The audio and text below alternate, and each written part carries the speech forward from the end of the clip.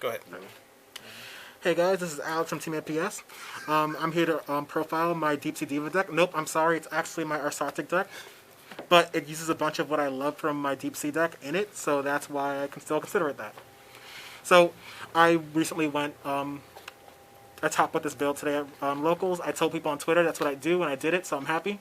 Though I didn't exactly do it the way I wanted to, but we're not talking about that. So, first card up, Deepsea Diva.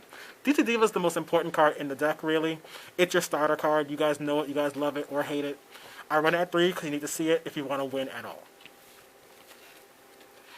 Next up, your main Diva target, Neptibus. Neptibus is really great in the deck. You can even run him at 3 if you want, because he's an alternate starter for the deck, just not your best starter. So I only run Neptibus at 2, just to make sure I can easily get into him in case I draw him by accident. I also run 1-for-1 in here as well, so Neptibus is really useful and handy to have at 2 for that reason as well. Those are the main starters for the Deep Sea side of the deck. I'll show you the rest of the combo pieces later, but other important cards are your Ursarctics. I run all of the high-end Ursarctics, the level 8 Ursarctics, at 3 each, because you want to potentially mill these guys from your combos, so you want to be able to have a lot of them showing up in the deck, either in your hand or getting milled from your mills. That way you can get started with Ursarctic plays if weird things happen. Also, you need fuel to make sure your Ursarctic Polari works. So I also run 3 McBillis, 3 McPolar, and I only run 1 McTanus because I don't think it's all that good of a card. McTanus is pretty useful for recycling Ursarctic monsters in the grave, but really if I'm using Ursarctic plays on purpose as my first move, it never should be him. Never. I'd rather search with McPolar or get an extra special summon with McBillis. Okay, so now we're going into main deck combo pieces. I think this is a very combo-centric deck for obvious reasons. So, first up, the most important combo piece, Dragoons. Dragoons will search you basically all the Sea Serpents in your deck if you want them to. But the main targets are going to be things like Moulin Glacier, your Deep Sea Minstrel, who's coming up next, and Lapis Dragon. So you really want to get your Dragoons off. It's also a little bit hard to hit by your opponent's cards, so it's pretty useful to have. If they miss stopping it, then you get to go off. Deep Sea Minstrel, very important combo piece. I run it at 2 in case I ever draw it because I don't want it in my hand. I want to get it out the deck straight to the hand that way. But if it's in my hand, that's still good. I can still make good use of its pitched discard cost. I can pitch Dragoons with it. That way, I'm not only getting a card out my opponent's hand, I'm also searching out of my own deck with Dragoons. So it's really good to pair with Dragoons.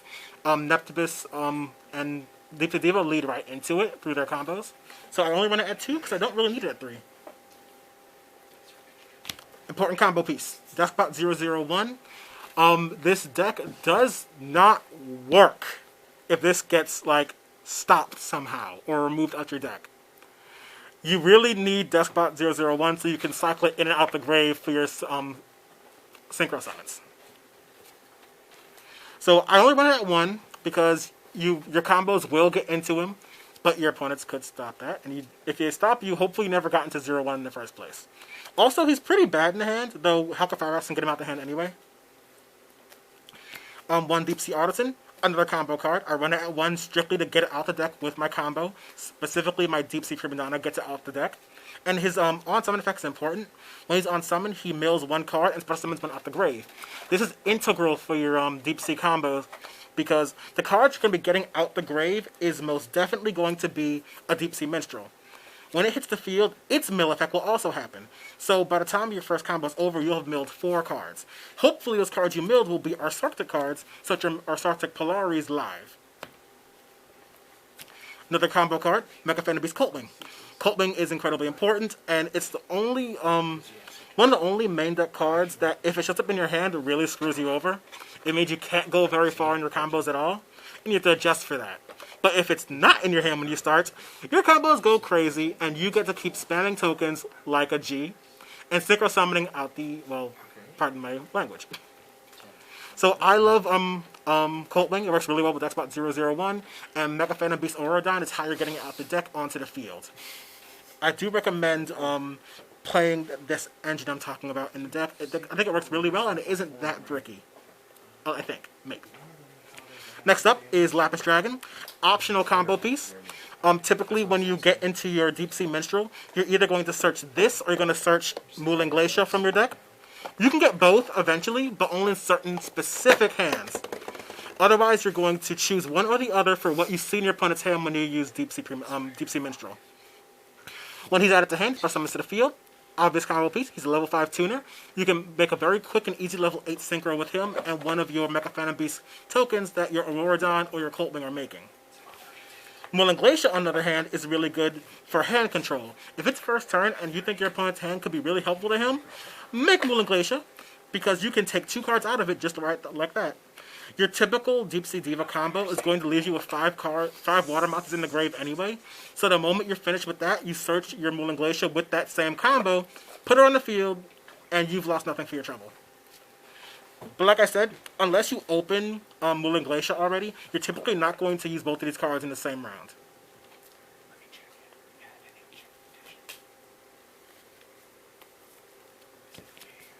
I run 3 Ursarctic Departures because, like I said, you do want to see some Ursarctic cards in your hand or get mailed to the grave. And seeing them in the hand isn't bad because if you're unlucky with your mails and Polari didn't do you any good, having 2 Ursarctic cards in your hand means you can at least get started by getting a level 8 Ursarctic on the field or loading your grave. What's great about Departure is that the discard cost to use it can actually help fuel some of your plays later as well. You can discard Ursarctics with the effect. You can discard other water monsters that can fuel Moulin Glacier. There's a lot of things you might want to see in your grave when you discard, and you have extra card space in your first turn that you can just simply lose a card and it's not a big deal. If you hadn't guessed, your typical combo in this deck actually works from 1 card, so you'll have 4 live cards in your hand, typically on the best hands, which means you can mess with Departure and be totally fine. Optional starter card, 1 for 1. I wish we had 3 for 1, but no, we have 1 for 1. And it's great because it can get your Neptibus out, who can still get you into your Deepsea Diva anyway, so your combo is preserved regardless if you see 1 for 1 or Deepsea Diva. The funny thing about that is, if you do see it out of order and see 1 for 1 first, you can do some really weird stuff. That I recommend just sticking true to your simple Neptibus Deepsea Diva combo, even if you open 1 for 1. I run 2 Deepsea Arias. Deepsea Aria can help you start, but because of its banish cost, you have to set up your graveyard just a little bit before you use it, and that can be a bit dicey sometimes. It's not always going to help you get started the way you want it to.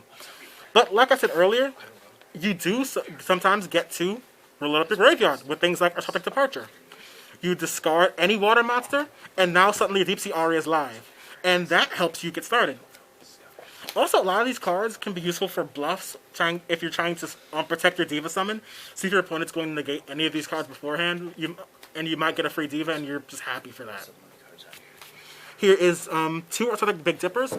Your Ursarctic plays when they get started will get one out the deck, but it's kind of handy to have 2 because your opponents can simply out one. And if you, typically late game, if you're just trying to recover, you're going to be recovering with Ursarctic plays. And since your Ursarctic monsters are going to keep wanting this on the field, it's good to have 2, not just 1. 3, I don't know. It's not that good of a card. And it comes right out the deck, so you don't need 3, in my opinion.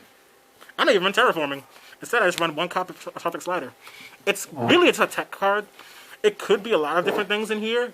I know a lot of people will play it at 1, 2, 3, however many. It all depends on how much you're leaning into Ursarctics. I'm leaning into them in the fact that I want to see them, but I'm not basing my boards only off Ursarctic plays. So I only run it at 1 in case it shows up. And when it shows up, it tends to be useful, because you're going to be trying to get your grave full of Ursarctics anyway. One thing to keep in mind is that Ursarctics can also get banished, and this can also target banished Ursarctics. So it's pretty handy to have. So that's my main deck. Now, obviously, this is a combo deck, and the combos are meant strictly to get into these boys in my extra deck. Most important card in the deck, Ursarctic Septetrion. I run him at 1, and yes, that could be 2, and you probably would not be wrong for doing that. But since he's an important card, he's a floodgate that negates your all extra deck monsters without levels, so that's really handy to have in Link and Xyz matchups. Also, he can search out Ursarctic monsters from a deck, actually any Ursarctic card from a deck when your opponent special summons, so that's pretty handy to have. Though typically he's pretty easy to out, so your opponent won't allow you to do that. A lot of your combos are going to revolve around you having him, a Borla Savage, and or a couple other things to help beef up your defense with him on the board. So he's really important. I love him. Run him at 1 or 2. Maybe 3. I wouldn't suggest it because in this combo build, you don't have that much space. I run 1 Halqifibrax. This is integral for your combos to get started. If your opponents stop you from making them, nothing happens. In the case where Halqifibrax gets stops or you can't make Halqifibrax, lean to your Ursarctics. But when you see him, he's great because he gets Death Spot 001 out your deck. You turn those 2 into Auroradon. Then everything starts happening. You start generating tokens and synchro summoning a whole lot. So these 2 are must-haves, 1 or 2 each. I run them both at 1 because they're combo pieces, and I hope my opponent don't get rid of them, but they might, and that would suck. Prima Donna, combo piece monster. She's how I get Deepsea Aria out the deck, and when you do, your mill plays start happening, and that fuels further summons. Very important. Oh, by the way, if you make Borla Savage with her, or any other level 8 with her in, like, Artisan, you're going to have a synchro monster that can't be targeted by monster effects. That's pretty cool.